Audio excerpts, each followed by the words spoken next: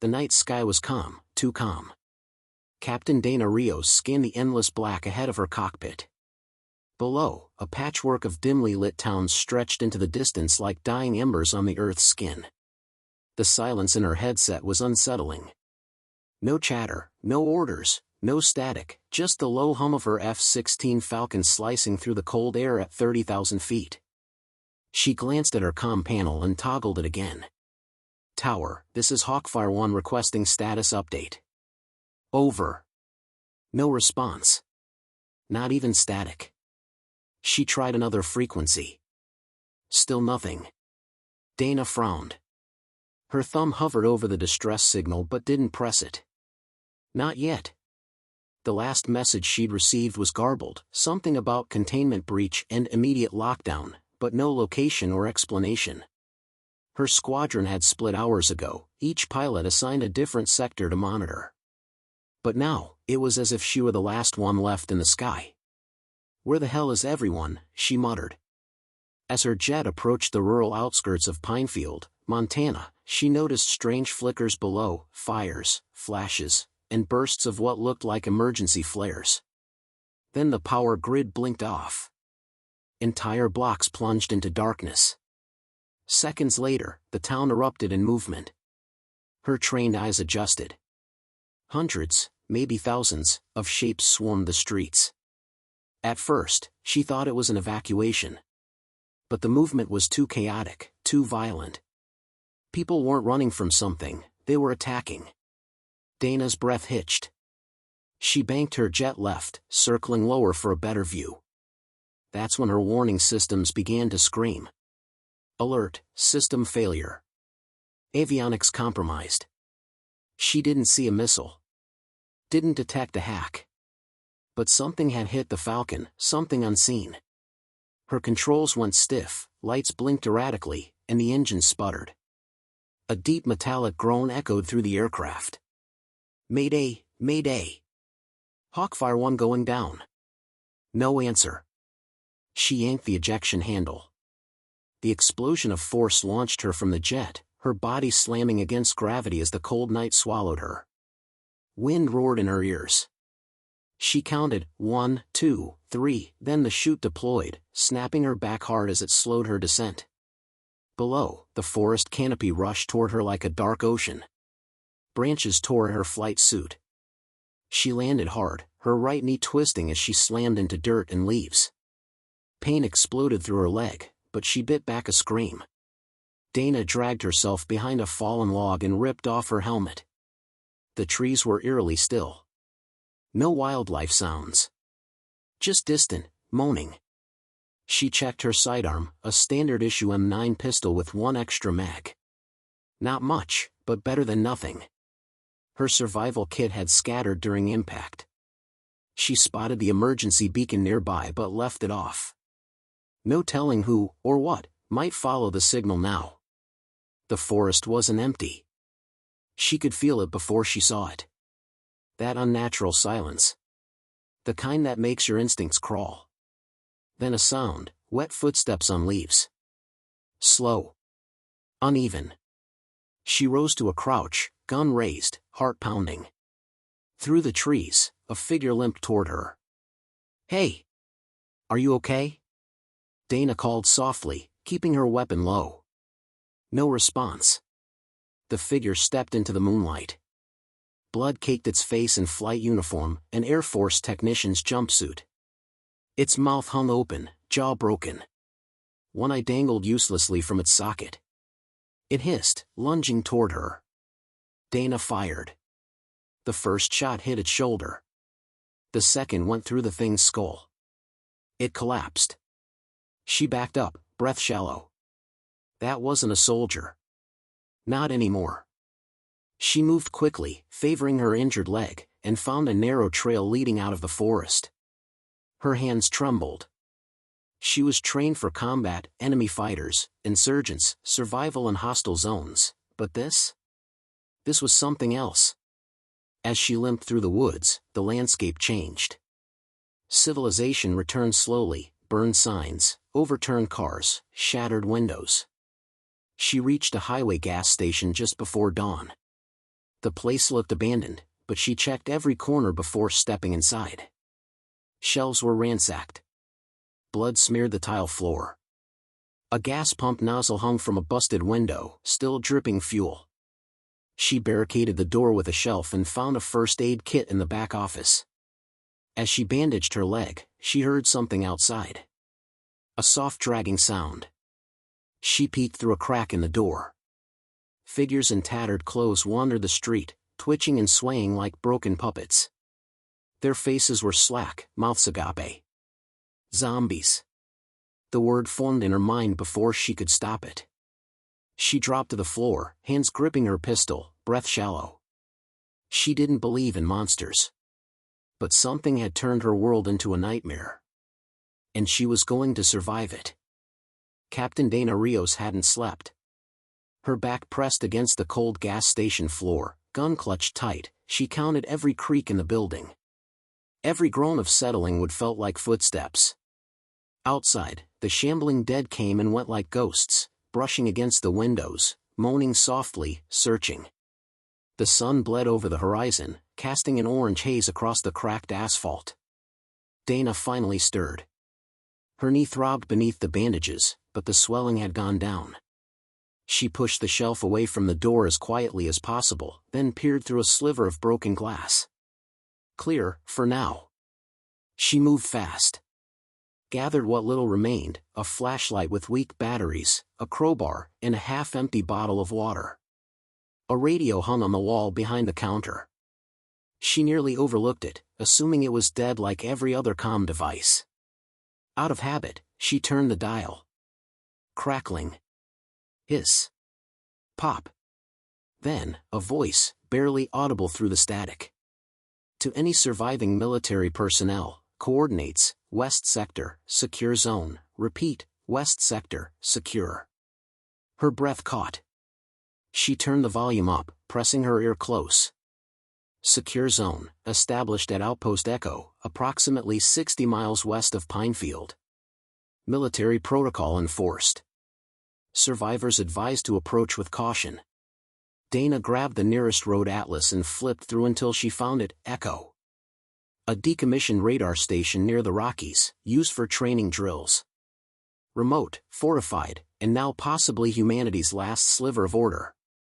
She tore the page out, stuffed it in her flight vest, and looked around. The main roads would be too dangerous. She'd have to cut through the woods, small towns, maybe scavenge a vehicle along the way. The moment she stepped outside, the scent hit her, decay, burning rubber, blood soaked into the earth. A town gone feral. She ducked behind a pickup truck, peering down the road. A lone zombie stumbled past, dragging one foot. Its uniform looked like it had once belonged to a nurse. A sharp pang hit Dana's chest. Civilians. Everyone she'd sworn to protect. Now, threats to eliminate. She moved like a shadow, sticking to fences and alleyways until she reached a residential block. Most houses had been broken into, doors splintered, windows shattered. She crept into a modest home with a sloped roof and garden gnome lying on its side. Inside, the air was thick with mildew. Blood streaked the wallpaper like someone had tried to crawl away. She found a backpack in the bedroom and stuffed it with medical supplies, canned beans, and a set of car keys hanging on a hook labeled Jenny's car.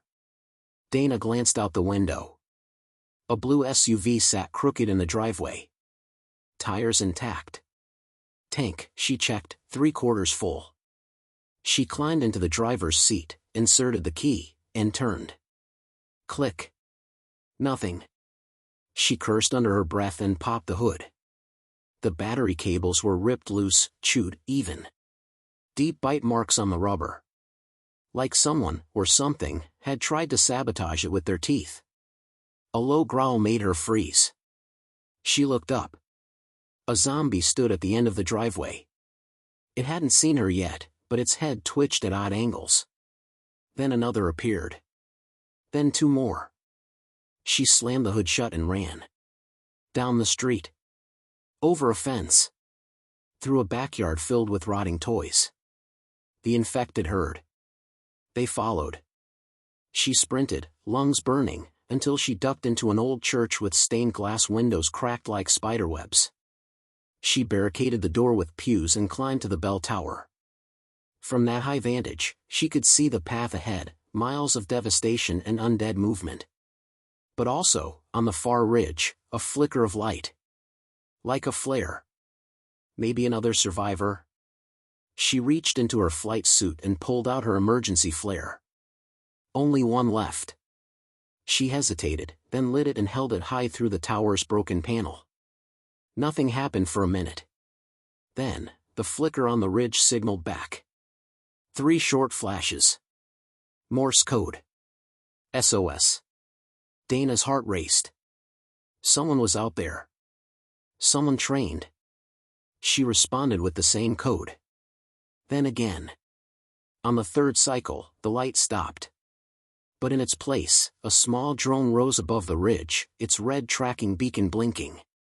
Dana whispered, "You've got to be kidding me." The drone zipped through the air toward her. It hovered for a moment, then projected a voice through its built-in speaker. "Identify yourself. This is Lieutenant Marcus Vega of Outpost Echo. Do not shoot. We're scanning your signal now." Dana blinked. "This is Captain Dana Rios, United States Air Force. I'm en route to Echo. Heading west on foot." The drone paused, then Vega's voice returned. "Copy that, Captain. We're tracking your position. Be advised, Echo is under intermittent siege. Expect resistance. But you make it here? We'll fight together." Then the drone flew off, leaving Dana alone in the silence again. She exhaled slowly. Now she had direction. Now she had hope. But the road to Echo would be long. And the dead weren't done hunting her yet. The morning haze clung low to the ground, giving the street an eerie, dreamlike shimmer. Dana Rios moved with precision, crouched low, eyes always scanning.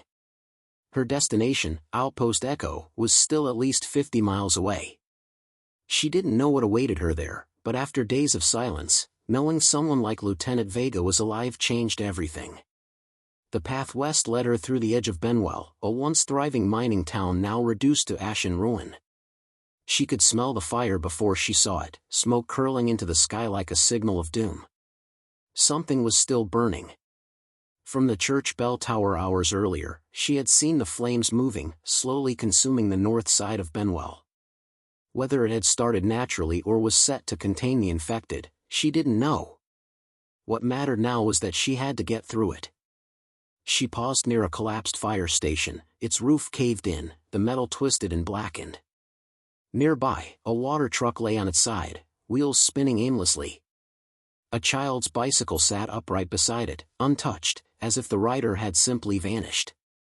Dana's breath caught when she heard the first scream. It was distant, distorted, but unmistakably human.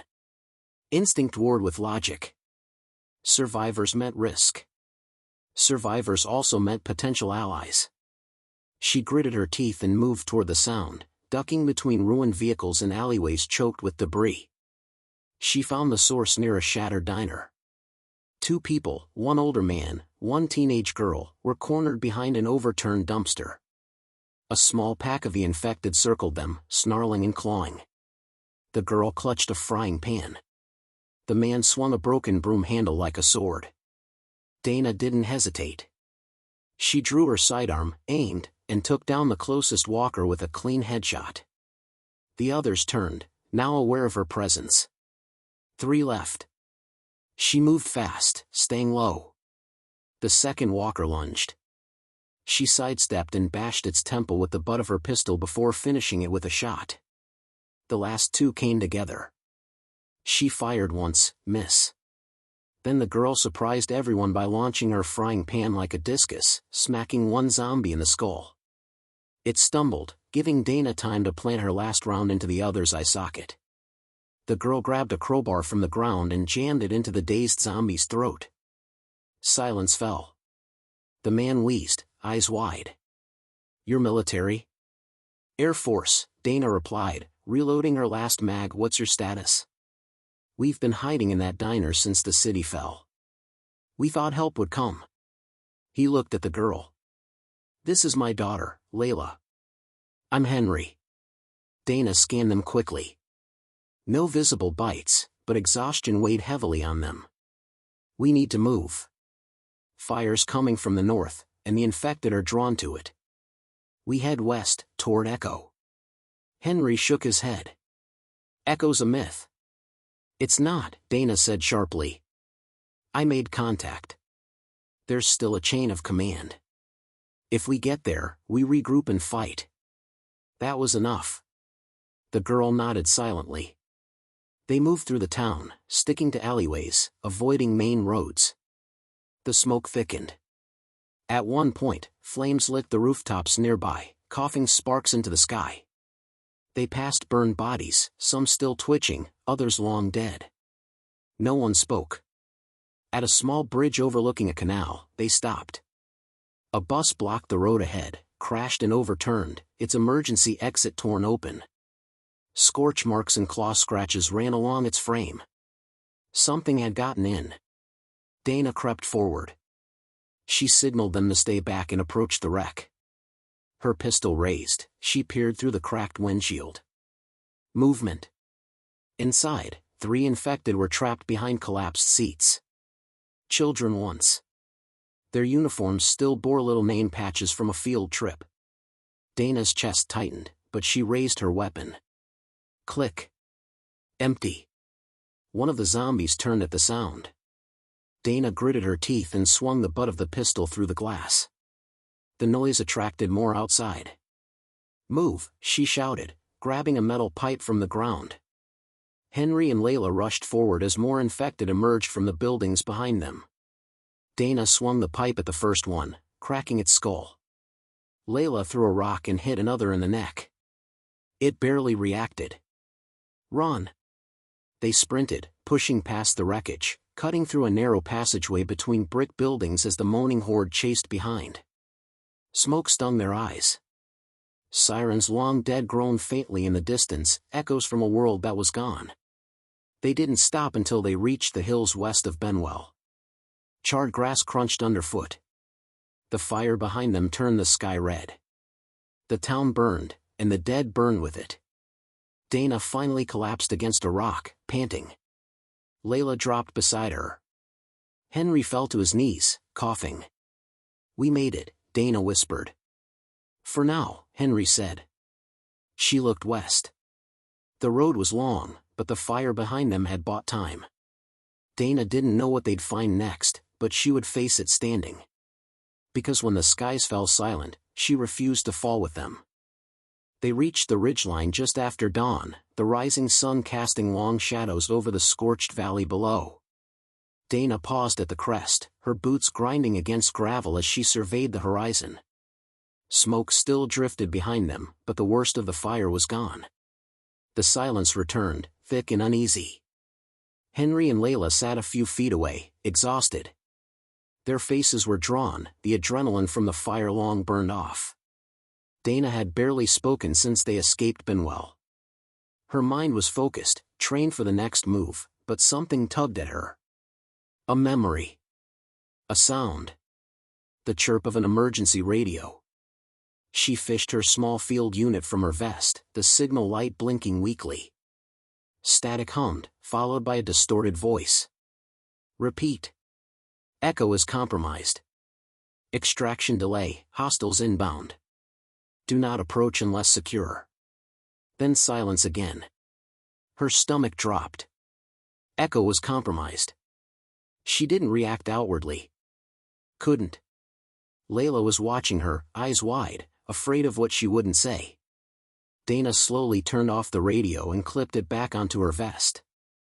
"Bad news?" Henry asked, trying to sound casual. Dana kept her voice even. "Echo may be under siege. Could be a broken transmission. We won't know until we get eyes on it." Henry nodded, though doubt lingered in his gaze. Layla hugged her knees tighter. They moved on, following the old military service road that wound through the foothills. Overhead, vultures circled, a constant reminder that the world had changed its hierarchy. The dead were kings now. Nature was just picking over the leftovers. By midday, they reached a field of rusted wind turbines. Most were motionless, blades hanging limp like forgotten sentinels. Dana stopped at the edge of a control shed. Bullet holes riddled the walls. Something had happened here. She slipped inside first, motioning for the others to wait. The room was dark, dusty, and empty. Dust-covered monitors sat dead. But on one table, she found something useful, a stash of MREs and 2 half-full canteens. Someone had passed through recently. She took what she could carry and rejoined them. "We rest here," she said. "Just for an hour. Then we push west." Henry glanced toward the road. "If Echo's compromised, why go at all?" Dana met his eyes. "Because it might not be. And if there's any command left, we need to reach them. We can't survive alone forever." Henry didn't argue, but he didn't look convinced either. As Layla dozed, Dana pulled out her dog tags and rubbed them between her fingers. Her thumb traced the engraved letters as if trying to extract strength from the metal itself. The tags had once belonged to her brother, Captain Elias Rios. He'd gone MIA in the first weeks of the outbreak.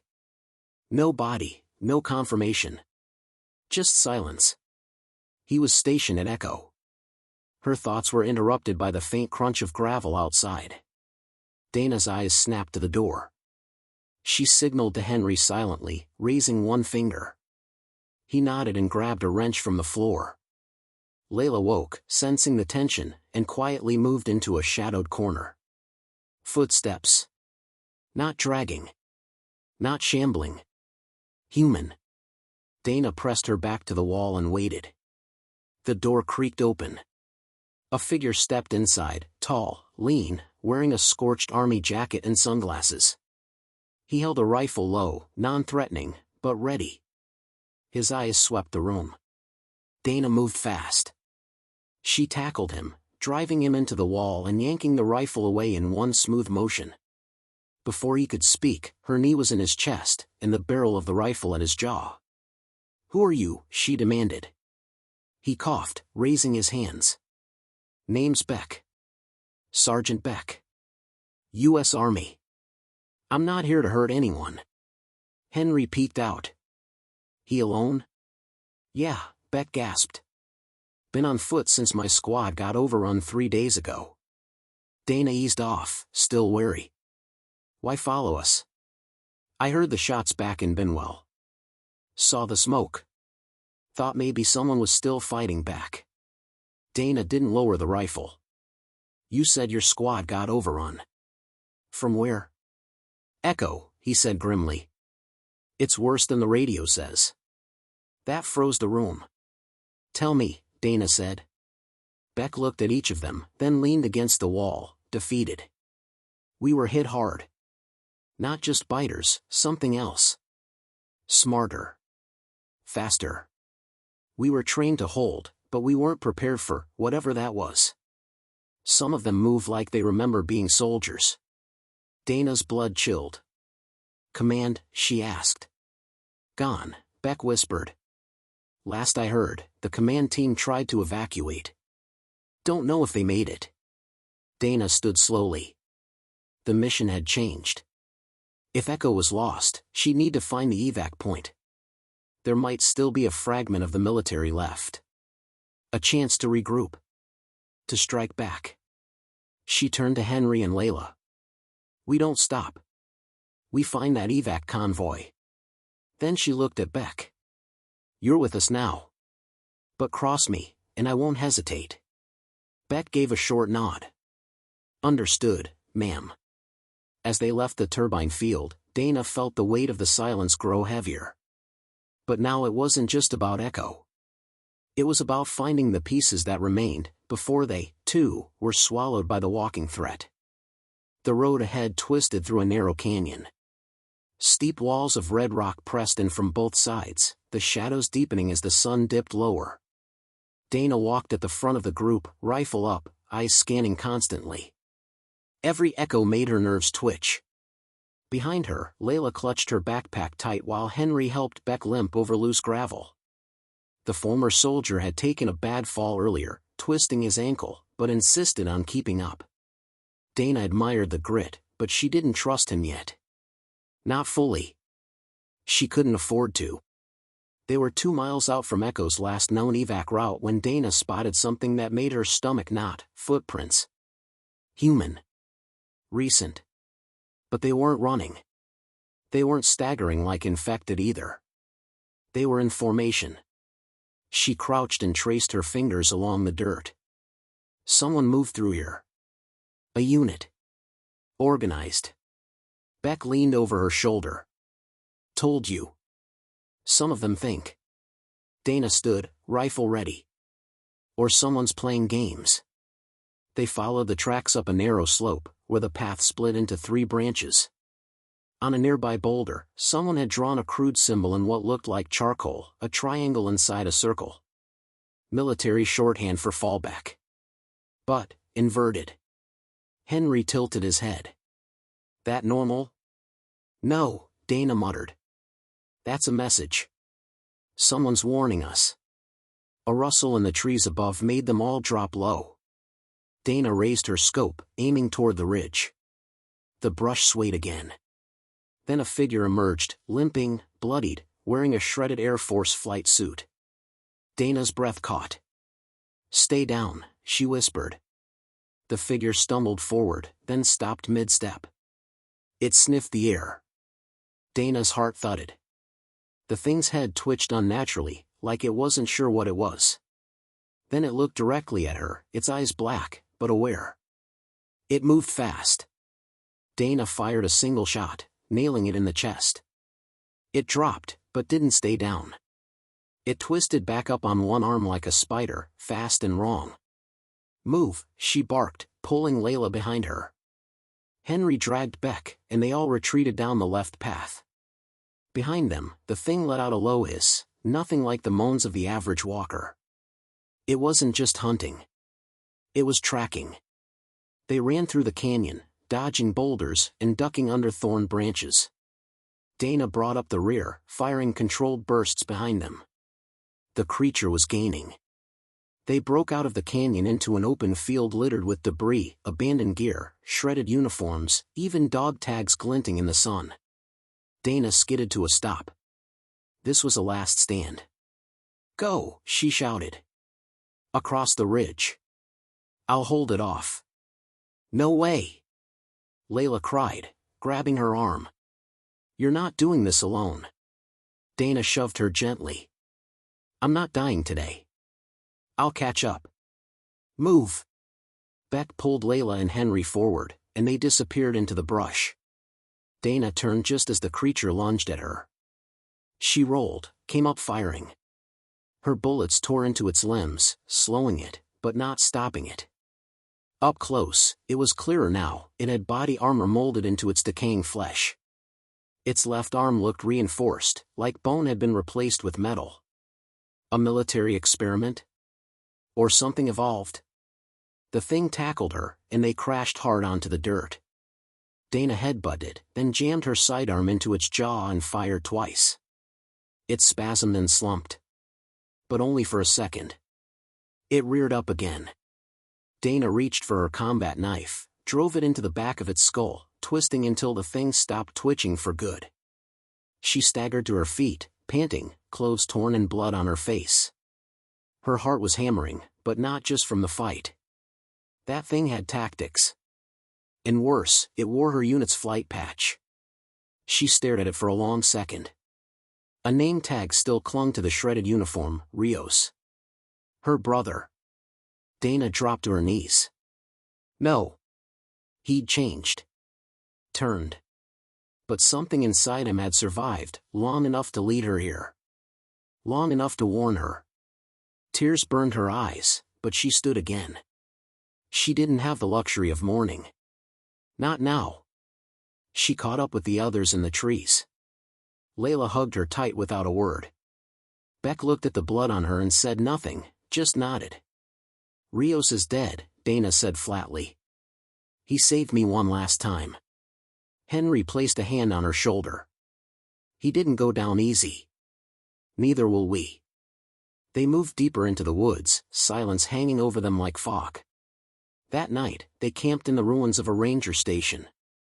Dana cleaned her weapons by firelight while Beck sketched a rough map of the region.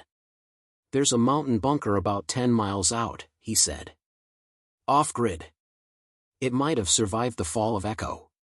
Dana stared at the flames. "Then that's where we go next," she said. "And if there's nothing left, we build something new." She tightened the strap on her vest and stood guard while the others slept. Somewhere out there, smarter dead waited. But now they weren't the only ones hunting. The sun barely cracked the horizon when Dana led the group across a fog-drenched valley, her boots squelching through wet grass. Above them, the skeletal remains of helicopters rusted in open fields, their rotors frozen mid-rotation like time had stopped the moment the world fell. Layla was quiet, unusually so. She hadn't said a word since Dana told them about Rios. Beck's limp had worsened. He was tough, but even he couldn't hide the pain anymore. Dana watched him stumble and made a mental note: he wouldn't make it without rest soon. Henry pointed to a ridge ahead, steep and narrow, half swallowed by trees.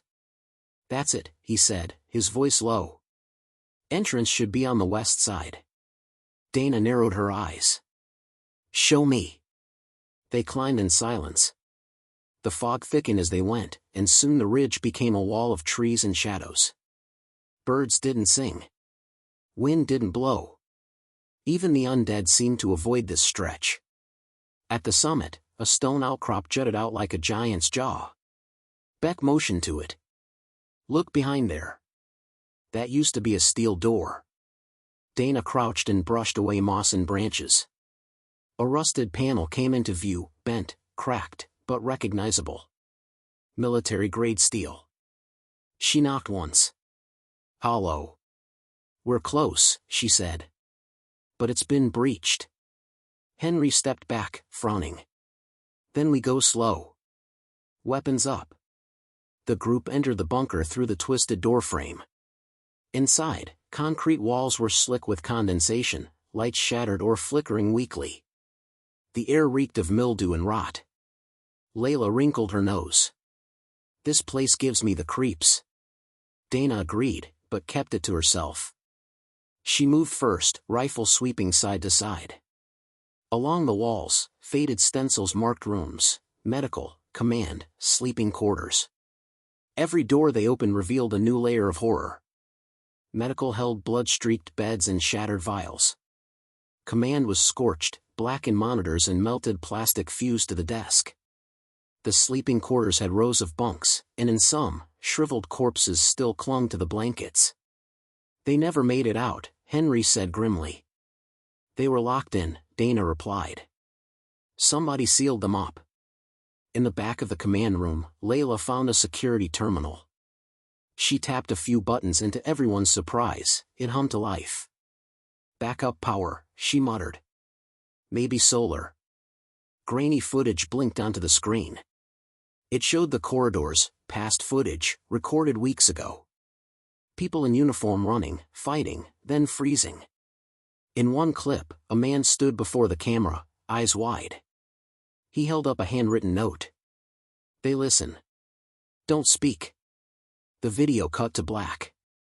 Layla gasped. "That's Commander Dalton. From Echo Base." Dana's breath caught. "He made it here?" "Looks like it." "But, what does that message mean?" Henry asked. Before Dana could answer, a sound echoed down the hall. A scrape. Then another. She snapped her fingers, motioning for silence. They doused their lights, hiding behind overturned furniture and crates. Shadows shifted in the corridor. And then, footsteps. Slow. Measured. Not the mindless shuffle of an average walker. Something was coming, and it knew how to hunt. Dana raised her weapon.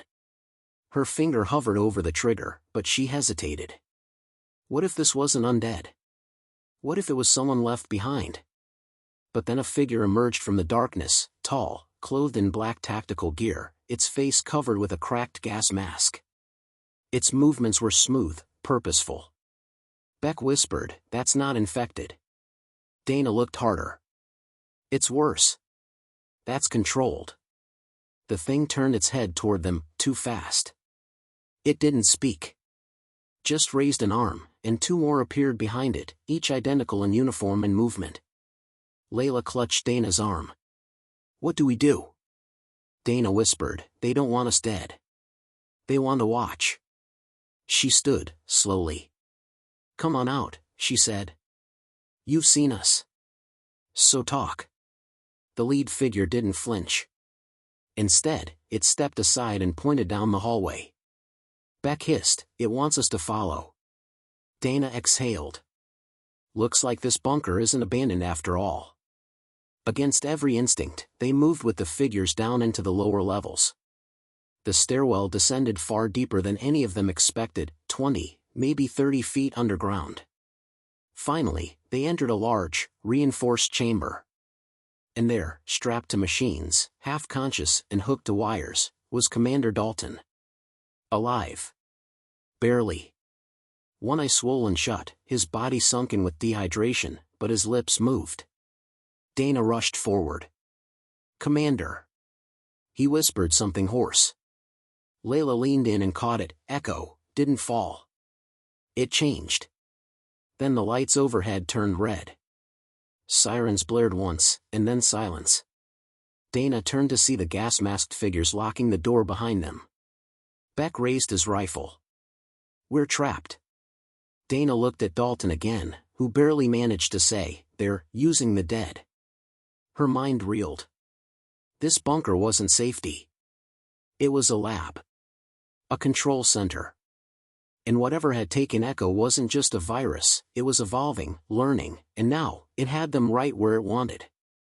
Dana's breath came fast in the thick, recycled air of the underground chamber.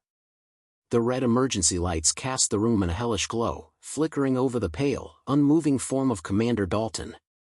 She stared at the wires embedded into his skin, the beeping monitors, and the masked figures guarding the exits. Layla stepped back toward her, eyes wide. "This isn't a rescue. This is a trap." "No," Dana muttered, "it's worse than that. This place, it's an experiment." Dalton stirred again. His voice was little more than a rasp. "Project Silencer." Henry approached from the far corner of the room where he'd found a terminal. "I got into their logs. This whole facility is part of a classified operation. They weren't just researching the virus, they were enhancing it." Dana's blood turned to ice. "Enhancing?" "They found a way to suppress parts of the brain, not destroy it, not like the infection. These subjects, these masked ones, they're hybrids. Somewhere between human and infected. Controlled. Programmed. Soldiers that feel no fear, no pain." Layla backed away from one of the silent watchers. "And now they want us?"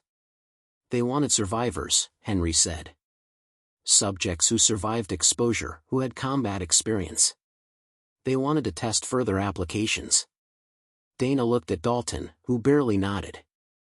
"They're listening," he said weakly. "Every word. Every heartbeat. Don't let them in your mind." One of the masked figures stepped forward, and the chamber door slid open behind it. A voice echoed through the room, metallic and cold, clearly pre-recorded. "Welcome, Captain Dana Vale. You've survived more than most. You are invited to join the next phase. Comply, and your team lives.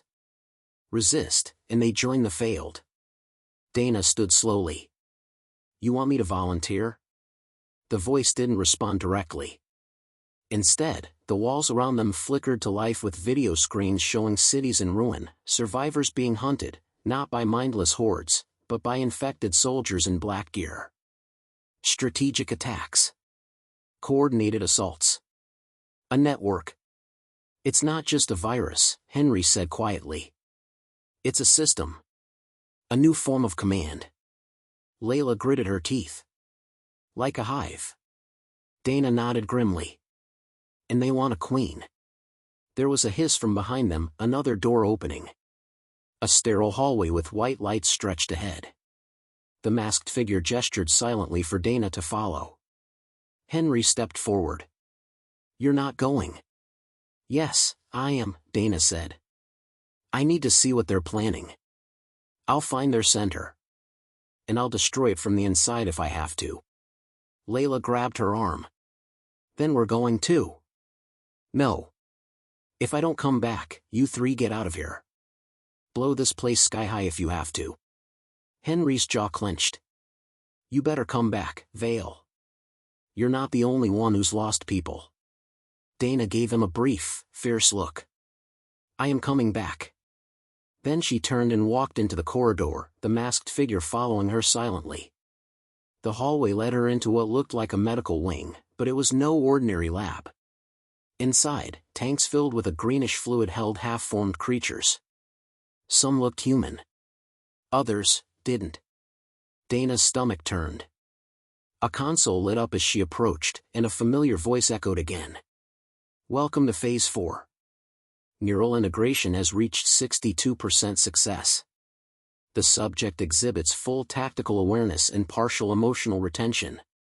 The screen showed her own file. Rank. Mission history. Flight hours. Blood type. "Hell no," she whispered. The voice continued. "Captain Vale, your neurological signature suggests high resistance to full infection and compatibility with command protocols.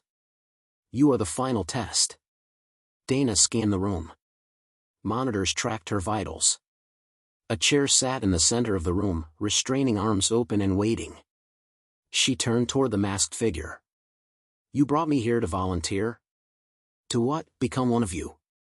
It said nothing. So Dana made her move. In a flash, she grabbed a scalpel off a nearby tray and slashed at the wires closest to the chair. Sparks flew. Alarms blared. Warning. Containment breach.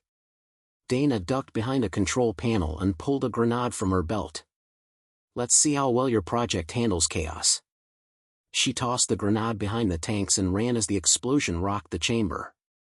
Fluid and fire burst into the corridor, knocking down one of the masked soldiers. Dana sprinted back the way she came, alarms howling behind her. Back in the command chamber, Beck had managed to pry open a side panel. "We've got a route out," he said. "But it's tight." Dana burst in, covered in smoke and blood. "Move now." They dragged Dalton with them, following her into a narrow shaft that reeked of decay and dust. As they climbed up toward the emergency access ladder, Dana heard voices echo behind them. "Not human. Not fully." She didn't look back. Not yet. As the hatch opened to moonlight above, Dana emerged coughing, dragging Dalton over the edge. Layla and Beck followed, Henry behind them with explosives in hand. Dana keyed her comm. "We bury this place." Then, silence. Not from failure. From intent. Dana looked back at the hatch as Henry lit the charges. They weren't done yet. Whatever lived down there was only beginning. Ready for Part 8, Into the Silent Sky? Part 8, Into the Silent Sky. The ground rumbled beneath their feet as the facility exploded behind them, sending fire and debris shooting into the night sky. Dana didn't look back. She couldn't. If she did, she might see what escaped with them. And she wasn't ready for that. "Go," she shouted, her voice raw with urgency. Henry helped carry Commander Dalton, who drifted in and out of consciousness. Layla limped beside them, holding her injured arm. Beck ran ahead, scanning the terrain for shelter. The forest stretched before them, the shadows deep and filled with danger. Dana took up the rear, rifle in hand, watching the tree line for movement. But for once, there were no groans. No shambling hordes. Just silence. Cold. Eerie. Heavy. Like the whole world was holding its breath. "We need extraction," Beck said, stopping to check his GPS. "There's a comms tower half a mile north. If it's still functional, we might be able to get a signal out." Dana nodded. "Do it. Move fast. If they're tracking us, we don't have long." They trudged through the underbrush, every snapped twig setting their nerves on edge. The explosion would have drawn attention, both human and undead. Time wasn't on their side. At the tower, Henry got to work, fingers flying over the controls. Static buzzed in their earpieces as he patched into surviving networks. Dana looked up at the stars, so quiet, so distant. The skies she once ruled now felt like a stranger. "This is Echo Team, transmitting emergency code A7R, survivors of classified site silencer. Priority evac requested. Do you read?" Silence. Then, "Echo Team, this is Falcon Base. Repeat, this is Falcon Base. Copy code A7R, sitrep?" Dana took the mic. "Captain Dana Vale. For survivors. 1 critical. Hostile research facility destroyed. We've uncovered hybrid infected, controlled, tactical. This is bigger than anything we've seen. They're not just multiplying anymore, they're evolving." "Understood, Captain. Coordinates received. ETA 30 minutes. Hold position and prepare for pickup." "And Vale, thank you. We thought you were gone." Dana let out a breath. "So did I." Layla sagged against the tower's base, her eyes distant. "You think we stopped it?" "No," Dana said. "We just slowed it down." Minutes ticked by. The wind picked up, whispering through the trees like ghosts. Dana kept her weapon trained on the shadows. She didn't trust this silence. Then she heard it, something shifting in the brush. Not the loud, stumbling chaos of normal infected. No. This was careful. Calculated. Beck turned, rifle raised. Movement, 6 o'clock. Shapes emerged from the dark, figures in black armor. Their faces hidden. Their weapons ready. "Hybrids," Dana whispered. "Hold your fire," Henry said. Maybe they're not attacking. But they were. In a blur, the lead figure launched forward, faster than any infected they'd faced. Dana fired, the shot hitting square in the chest, but the thing barely flinched. It dove at Beck, slashing with blade-like fingers. He went down with a grunt. "Fall back," Dana shouted, unloading another round. The creature stumbled, then dropped, twitching. 3 more stepped from the trees. "They're testing us," Dana said. "Like predators. Learning." "Chopper's 20 out," Henry barked, pulling Layla behind a fallen log. "We won't make it like this." Dana made a choice. She grabbed a flare from her vest and ran. "Cover me." She sprinted into the clearing, popped the flare, and threw it into the air. Red light painted the trees. The hybrids turned toward her. "All eyes on me," she growled.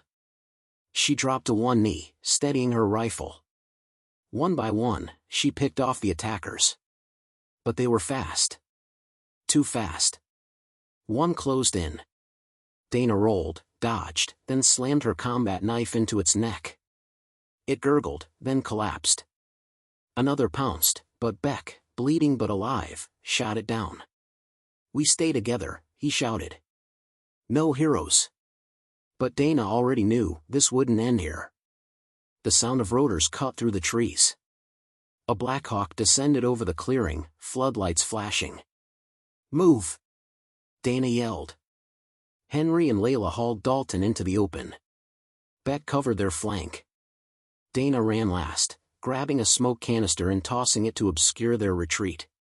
As the chopper hovered, ropes dropped. Soldiers emerged, firing precision shots into the dark.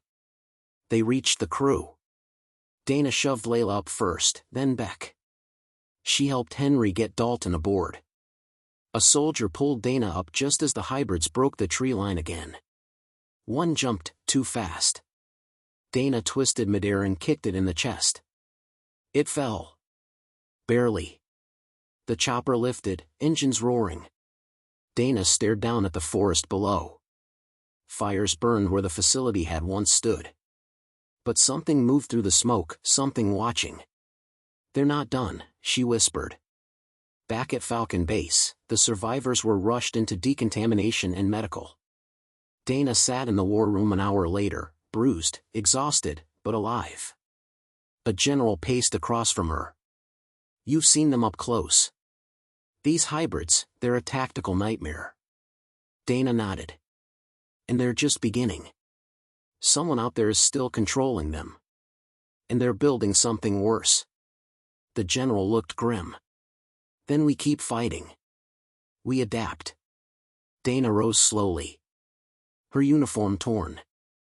Her hands shaking. I'm a pilot, she said. I was trained to protect from the skies. But the skies fell silent. He looked at her. They don't have to stay silent, she said. Give me a squad. Give me a bird. I'll take the war to them. He nodded. The mission was far from over. But for the first time in a long while, they had hope. And hope was airborne. End of story. Title: When the Skies Fell Silent, one Air Force heroine took a stand against the walking threat. If you'd like, I can now help create cinematic image prompts, a compelling thumbnail, or even a description and title structure for your YouTube upload.